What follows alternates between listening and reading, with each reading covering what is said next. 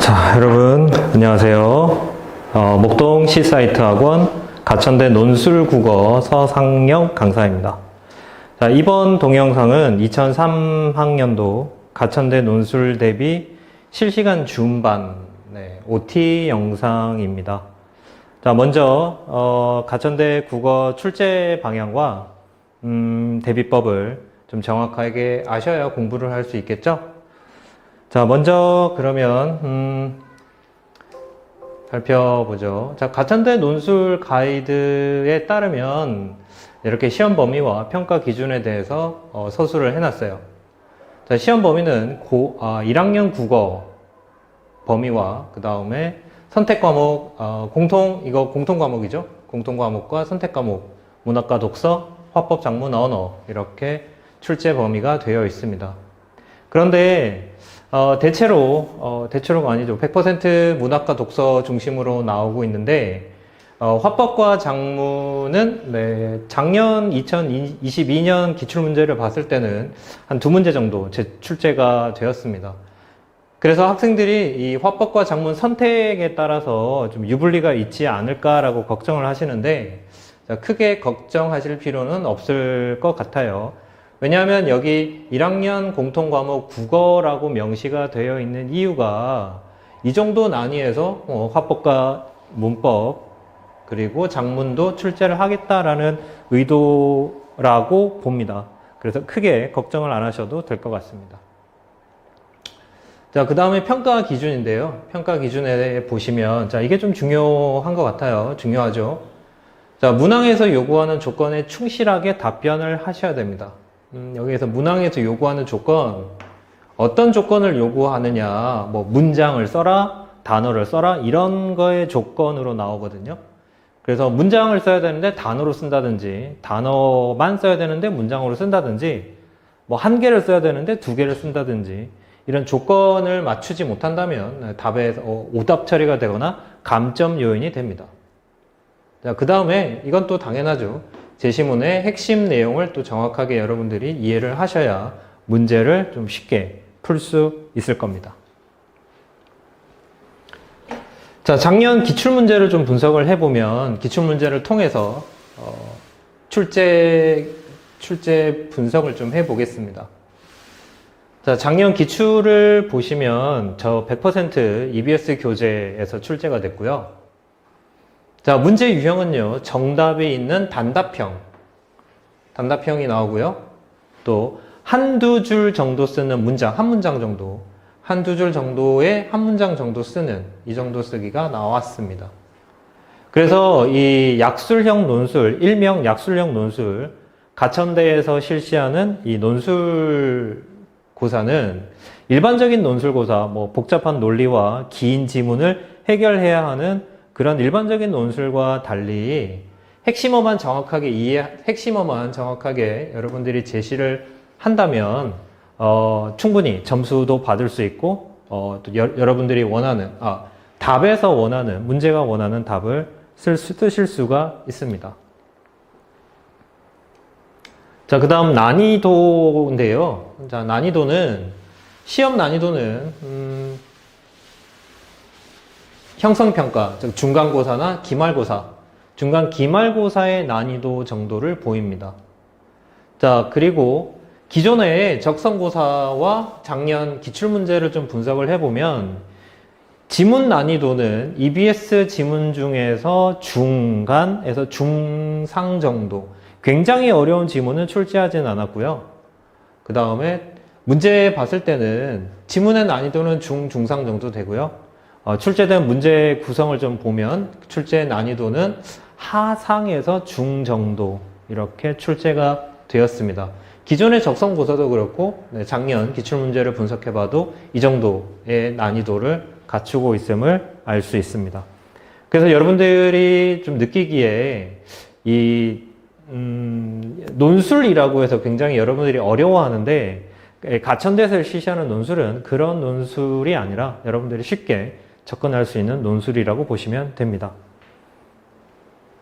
자, 그렇다면 합격을 위한 학습법은 어떤 식으로 해야 되느냐? 자, 이거를 좀 설명을 드리도록 하죠. 자, 국어는 우리가 일반적으로 도구 과목이라고 하죠. 물론 문학을 우리가 도구 과목이라고는 하진 않고요. 국어만 봤을 때 우리가 도구 과목이라고 하는데 그 의미는 이제 다른 과목을 공부하기 위한 하나의 도구, 하나의 수단이라는 거죠. 그렇잖아요, 여러분. 자, 국어를 잘 못하면 뭐 사회라든지 윤리라든지 특히 뭐 과학 이런 것들도 좀 이해하기가 힘든 경우가 있죠. 그래서 우리가 도구 과목이라고 부르고요. 이 전략 과목이라고 부르는 것은 가천대 시험, 가천대 합격을 생각해 보신다면요. 자, 국어와 수학을 여러분들이 시험을 보실 텐데 아무래도 수학을 잘하는 학생들은 이제 먼저 국어가 조금 약할 수도 있잖아요. 물론 둘 다 잘 하신다면 큰 문제는 없겠지만 뭐 수학보다는 국어가 좀 부족한 경우에도 국어 점수가 높아야 고득점을 얻을 수 있을 거고요. 반대로 수학이 조금 약한데 국어가 좋다 이렇게 성적이 나오는 학생들은 이제 수학 점수를 잘 받아야 또 고득점을 갈 수가 있잖아요. 자, 그렇기 때문에 국어는 전략 과목일 수밖에 없습니다. 다시 말씀드려서 국어가 당락을 좌우할 수 있다라는 거죠. 자, 그래서 그리고 작년 선배들, 여러분 선배들의 가천대 시험 후기를 좀 살펴보면 시험 공부할 때 이런 지문 정리라든지 뭐 문학이나 독서, 지문 정리를 좀 해둬야 된다라는 말이 많았고요. 그 다음에 아무래도 이게 오지선다의 문제가 아니다 보니까 좀 낯선 문제도 좀 있고요. 기존에 여러분들이 많이 접해보지 않았던 방식이어서 반드시 실전 연습이 필요하다라는 이야기도 했습니다. 자, 그런데 제가 한 가지 더 말씀을 드리고 싶은 것은요. 고득점, 합격을 위해서라고 한다면 저는 시간 단축이 우리에게 또 하나의 목표가 될 것이다 라고 말씀을 드리고 싶어요. 왜냐하면 앞서도 제가 말씀드렸지만 조금 더 뭐 국어를 좀 빨리 풀어서 수학 시간을 늘린다든지 반대로 수학을 빨리 풀고 국어를 조금 더 자세하게 면밀하게 풀어내기 위해서는 국어 시간도 뭐 예를 들어서 국어를 잘하는 학생들은 국어 시간을 좀 단축해야 될 필요가 있고요. 만약에 또 수학을 잘하는 학생 경우라면은 좀 수학 시간을 단축할 필요가 있어요. 자, 그래서 국어 경우만 좀 살펴본다면 역시 교재 내용을 이해하는 것은 당연하고요. 그리고 이 교재 내용을 이해하는 이유가 바로 우리가 현장에서 시험장에서 문제를 풀 때 그 시간을 단축할 수 있는 하나의 방법이 될 것이고요. 그 다음에 실전 대응 전략, 여기 선배들이 얘기했던 실전 연습이 필요하다고 했을 때 실전 대응 전략은 역시 출제 유형, 앞서 말씀드린 출제 유형 있죠. 출제 유형을 여러분들이 검토하셔서 또 연습해보는, 한 문장 쓰기 연습해보는 이런 것들도 필요하다고 봅니다. 그렇다면 작년 나왔던 작년 문제를 좀 살펴보면서 여러분들이 어떻게 좀 공부를 하는 것이 좋은지 좀 맛보기 수업을 좀 해보도록 하죠. 자, 작년 기출문제의 A 유형의 8번 문제입니다. 인문 A 유형이고요. 8번입니다. 자, 보기 B에 해당하는 문장을 제시문 가에서 찾아 쓰시오. 이런 문제였거든요. 7번에서요. 이건 지금 8번 문제인데 7번에서 A에 대한 것을 질문을 했고요. 8번에서 B에 대해서 묻고 있습니다. 자, B는 뭐냐면요. B. 인물의 우스꽝스러운 위장과 행위를 통해 비굴하고 떳떳하지 못한 태도를 희화화하기도 한다. 그래서 지문 중에서 이 부분이 나와 있는 문장을 찾아 쓰라라는 문제죠. 네. 자, 이 문제를 좀 분석을 해보면요. 자, 어떻게 해결하는 것이 좋은가 생각을 해보면, 자, 이 문제는요, 우리가 뭐 수능 준비하면서 많이 봐왔던 발상과 표현이라는 문제고요. 자, 희화화라고 하는 것이 이게, 발상, 의도라고 보시면 되겠죠. 작가가 어떤 의도를 가지고 있느냐라는 거죠. 그 인물을 희화화할 목적을 가지고 있었다. 그런 발상이었고요. 그렇다면 그것을 어떻게 표현했냐? 우스꽝스럽게 표현을 했다라는 거죠. 자, 그렇다면 여기 나와 있는 서술 조건이 중요한데요. 앞서 제가 말씀드렸죠. 이 서술 조건에 맞게 쓰지 않는다면 감점이 되거나 아예 오류가 생겨서 점수를 얻지 못하는 그런 상황이 발생합니다. 자, 그래서 문장을 쓰라고 했는데요. 자, 문장을 쓰라고 했기 때문에 단어로 쓰시면 안 되겠죠. 단어로 쓰시면 안 되고요. 그 다음에 구나 절, 구절로 쓰셔도 안 됩니다. 오로지 문장으로만 써야 되고, 그리고 앞서 문제에서요, 지시문에서 찾아 쓰라고 했기 때문에 그대로 지문에 나와 있는 것을 하나도 빠뜨리지 말고 그대로 옮겨 쓰시면 됩니다. 자, 그렇게 본다면 이 서술 조건에 따르는 이 조건들이 그렇게 까다롭지는 않을 거예요. 뭐 문장을 쓰시오, 단어를 쓰시오, 뭐 2개를 쓰시오, 3개를 쓰시오, 이 정도의 조건만 달려있기 때문에 그거를 잘 지켜주시면 됩니다. 자, 그렇다면 우리가요, 이제 본문에서 어떤 부분인지 좀 찾아봐야 되는데요. 조금 더 생각을 해봅시다. 다시 한번 보죠. 자, 여기서 다시 한번 봅시다. 무엇을 말씀드리려고 했냐면, 이 희화화라고 하는 것은 누가 의도를 하죠? 작가가 의도를 하는 거죠. 그 다음에 우스꽝스럽다, 이것은 누가 하는 거죠? 행위인데요. 이 행위는 바로 등장인물이 그 행위를 하고 있음을 여러분들이 좀 알고 계셔야 됩니다. 자, 조금 다른 이야기를 좀 드린다면, 이 논술 문제라고 해서 아예 뭐 새롭게 전혀 국어와는 전혀 상관없는 이렇게 생각하시는 분들이 있더라고요. 그래서 국어와 상관없고 그냥 쓰기만 잘하면 된다라고 생각하시는 분이 있는데 전혀 그렇지는 않습니다. 특히 가천대에서 요구하는 논술은 그런 논술이 아니고요. 국어의 기본기를 확인하는 문제가 많이 나왔습니다. 작년 기출문제를 보더라도 굉장히 난이도는 쉽지만 기본기가 탄탄하지 않는다면 그것을 정확하게 서술하기가 좀 까다로운 문제들이 나왔거든요. 그래서 여러분들이 문학 같은 경우에는 반드시 문학 장르별로 그 기본기를 튼튼히 다져두는 게 좋을 겁니다. 자, 그래서 여기서 보시면은 희화화는 작가의 몫이고요. 그 다음에 우스꽝스럽다라고 하는 것은 등장인물인데요. 그럼 본문에서는 우리가 무엇을 찾아야 될까요? 우스꽝스러운 행위를 찾는 게 맞겠죠. 문제를 다시 한번 보신다면요. 기억에 해당하는 부분을 찾아 쓰라고 했어요. 우스꽝스러운 위장과 행위를 통해 비굴하고 떳떳하지 못한 태도를 희화화하기도 한다라는 거죠. 그래서 이 부분은 뒷부분은 작가의 의도이기 때문에 이것이 그대로 작품 속에 서술되지는 않겠죠.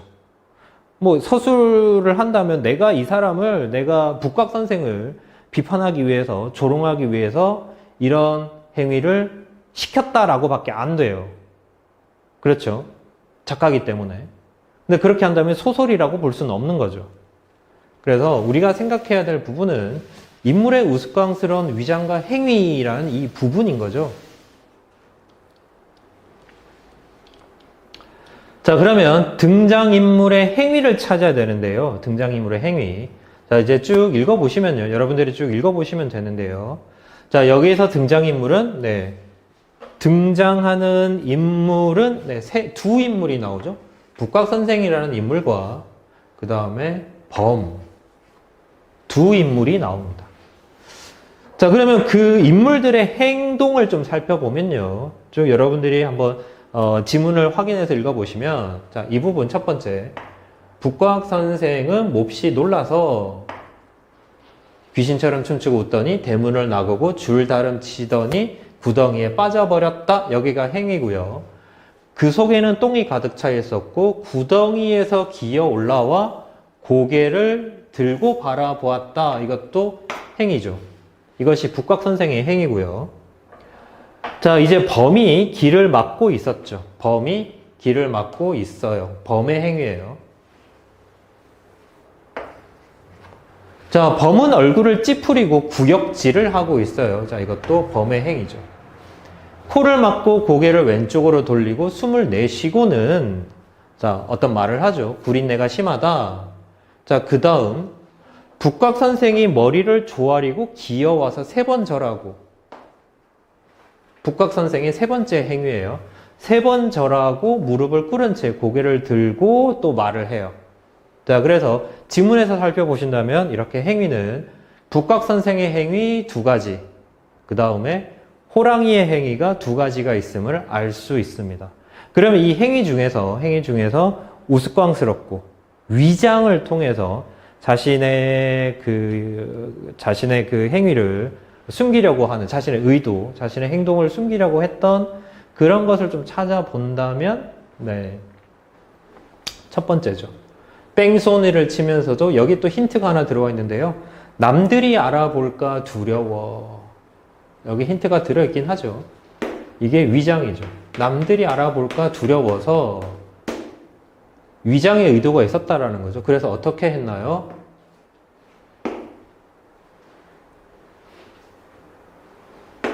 네, 이 부분이죠. 다른 사람에게 들킬까봐 무서워서 저렇게 이상한 행동을 하고 도망을 가버린 거죠. 저기에서 우리가 이 문제가 요구하는 그 의도에 그 의도에 맞는 정답이라는 것을 알 수 있습니다. 자, 그래서 정답을 살펴보면요. 그래서부터 빠져버렸다까지예요.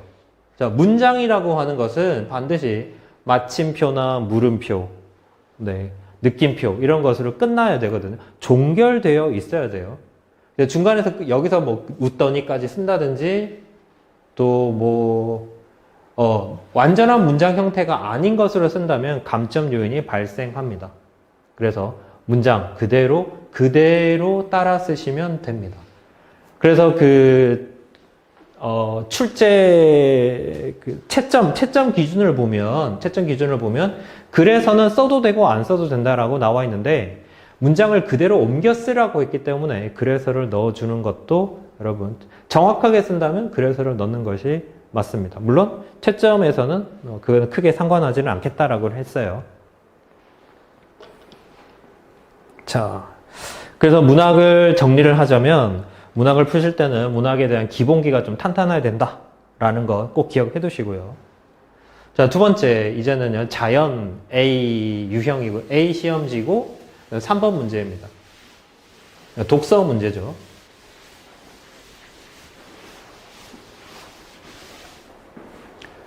자, 여기도 한번 보죠. 먼저 지시문을 정확하게 이해하는 것. 앞서 출제 가이드에서 본다면 무엇을 요구하는지 지시문을 정확하게 이해하는 것이 필요하고 제시문, 본문 내용을 정확하게 이해하는 것이 필요하다. 2가지를 요구했어요. 문제를 정확하게 이해하고 요구하는 것이 무엇인지, 그 다음에 제시문, 본문을 정확하게 이해하는 것 2가지라고 가이드에서 밝혔어요. 자, 그러면 여기서 문제를 보시죠. 보기 2는 제시문과 보기 2를 참고하여 제시문의 기억과 보기 1의 A를 비교한 것이다. 보기 1의 A. 보기 2의 1, 2, 3에 들어갈 내용을 서술하시오 라고 되어 있어요. 네, 보기에는 굉장히 좀 어려워 보이는데요. 문제 구성을 다시 한번 잘 보시면, 자, 본문에는 가정용 전자레인지가 설명이 되어 있고요. 보기 1에는 산업용 전자레인지를 간단하게 설명을 했어요. 그렇다면 A에 비해서 기억이 본문에 나와 있는 기억, 가정용 전자레인지와 A, 산업용 전자레인지를 비교하는 문제라는 것을 알 수 있어요. 자, 그렇다면 이 문제를 좀 분석을 해보면, 문항을 분석해보면 이런 문제는 추론하기 문제라고들 해요. 자, 추론하기 문제 중에서도 굉장히 단순한, 심플한 유형이고요. 먼저 여러분들이 필요한 정보를 확인하셔야 돼요. 지문을 보시면서 그 지문에서 필요한 정보를 찾아내시고 그걸 다른 상황에 적용을 하시면 돼요. 다시 말씀드리면 가정용 전자레인지의 내용을 확인하시고요. 그것을 산업용 전자레인지로 적용을 하시면 된다라는 거죠. 자, 그런데 여기에서 여러분들이 이제 서술 조건을 좀 보시면 이걸 좀 주의를 해 주셔야 되는데요. 앞에 한번 보시죠. 자, 여기서 보시면 네, 여기 모두 다 어떤 서술어가 들어가야 되겠죠. 뭐 침투 깊이는 뭐뭐 어떻고, 조리 효율은 어떻고, 그물망의 구멍 크기는 어떻다라는 거예요. 자, 이게 무슨 말이냐면요. 여러분 다시 한번 보세요. 여기 깊이라든지 효율이라든지 여기 크기라는 단어가 나와 있잖아요. 거기에 맞는 그것과 어울리는 단어가 무엇이냐라고 묻고 있어요. 어떻게 본다면 이 언어 문법 문제를 따로 만드는 것보다는 이런 식으로 해서 문법 문제를 여러분들이 알고 있는지, 기본적인 문법 문제를 알고 있는지 물어보는 문제라고도 볼 수 있겠습니다.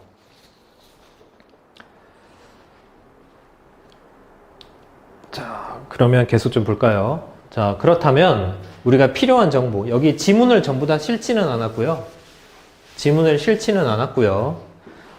여기 문제를 풀 수 있는 정보가 나와 있는 부분에서만 지금 봤어요. 우리가 무엇을 봐야 되냐면요.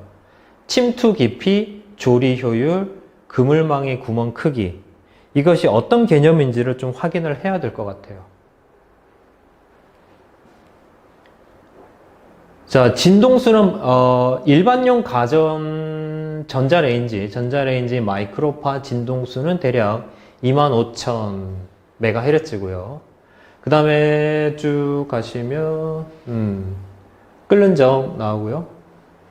식품들을 데울 때 데워지지 않는다. 진동수가 강하게 흡수가 되면 효율적 조리가 가능하다. 이렇게 나와 있어요. 자, 효율적 조리. 여기 우리 필요한 이야기가 나오죠. 효율적 조리. 자, 진동수가 크면 네, 효율적 조리는 가능하지만 진동수가 작으면 깊이 침투할 수는 있으나, 자, 우리가 필요한 조건이 또 여기 나오죠. 침투라는 것도 나오고요. 자, 그 모든 것들은 무엇과 관련이 있나요? 조리 효율이라든지 침투의 깊이는요, 진동수와 관계가 있어요. 자, 가정용 전자레인지는 25,000MHz고요. 앞에 보기에서요. 산업용 전자레인지는 915MHz라고 설명이 나와 있어요. 자, 그래서 여러분 여기에서 나와 있는 정보들을 여러분들이 좀 취합을 하시고요. 필요한 정보를 찾아서 읽으시면 됩니다. 찾아서 읽으시면 되고요. 자, 그런 것들을 이제 다 확인을 한 다음에 우리가 정리를 해보죠. 자, 가정용 전자레인지는 진동수가 25,000이었습니다. 그 다음에 산업용 전자레인지는 915MHz였죠. 네. 가정용 전자레인지의 진동수가 더 크다라는 것을, 더 많다라는 것을 알 수 있어요. 자, 침투 깊이는 앞에서 뭐라고 얘기했냐면 진동수에 반비례한다고 했어요. 진동수에 반비례하거든요. 자, 그렇다면 진동수에 반비례하는 것, 여기에 또 진동수에 반비례한다고 본다면 침투 깊이는 어디가 더 깊을까요?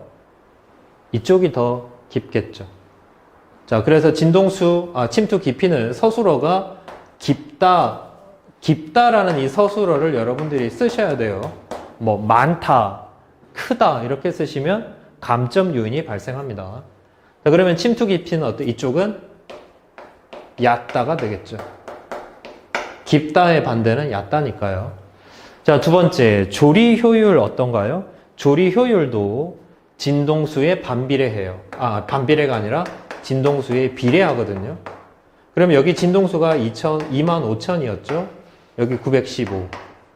자, 효율은 어떤 서술어가 좋을까요? 우리가 효율이 좋다, 효율이 나쁘다 이렇게 말을 하잖아요.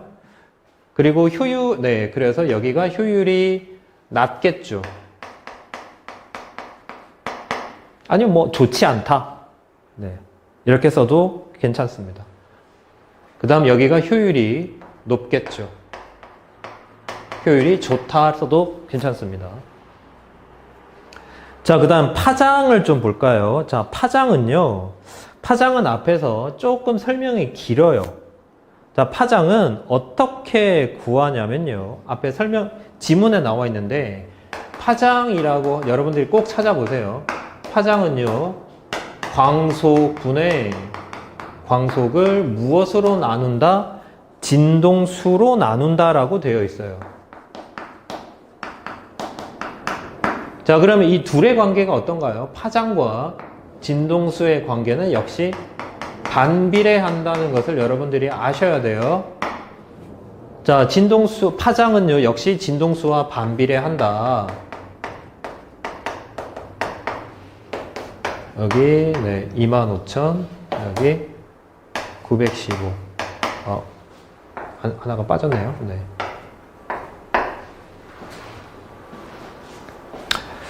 자, 그래서 보시면 이 파장이 이런 관계를 가지고 있죠. 자, 그물망을 보시면 그물망은 이 파장의 50분의 1 크기가 됩니다. 자, 여러분 전자레인지 집에서 사용하는 전자레인지 앞을 보면 이렇게 뭔가 그물이 덮여 있는 것을 여러분 보셨을 거예요. 그것을 말하는데요. 그 그물망은요, 파장의 50분의 1 크기보다 작으면 전자기파가 나올 수가 없다고 합니다. 그래서 이 가정용 전자레인지는 지문에서요, 0.2라고 제시가 되어 있습니다. 자, 그렇다면 여기는 어떻게 되어야 될까요? 여기가 0.2이기 때문에 이쪽은 0.2보다 커야 돼요. 그물망의 그 지름이 커야 돼요. 그러면 구멍의 크기라고 했기 때문에 크기는 어떻게 말하죠? 뭐 좁다를 써야 되겠죠? 여기는 넓다를 쓰시면 됩니다. 그래서 1번 침투 깊이는 문제를 다시 한번 보실래요? 문제를 다시 한번 보시면 기역이 가정용 전자레인지가 산업용 전자레인지의 비례니까 주어는 가정용 전자레인지죠. 그러면 전자레인지에 해당하는 정보만 여러분들이 찾아서 쓰시면 됩니다. 그래서 1번은 얕다, 2번은 높다, 3번은 좁다. 이렇게 쓰시면 점수는 충분히 받으실 수 있습니다. 자, 여러분 어떠세요? 그렇게 뭐 어려운 문제는 아니었죠. 여러분들이 지금까지 수능 공부를 하시면서 다 접해봤던 문제이고요. 그것을 여러분들이 좀 정확하게 쓸 줄만 알면은 됩니다.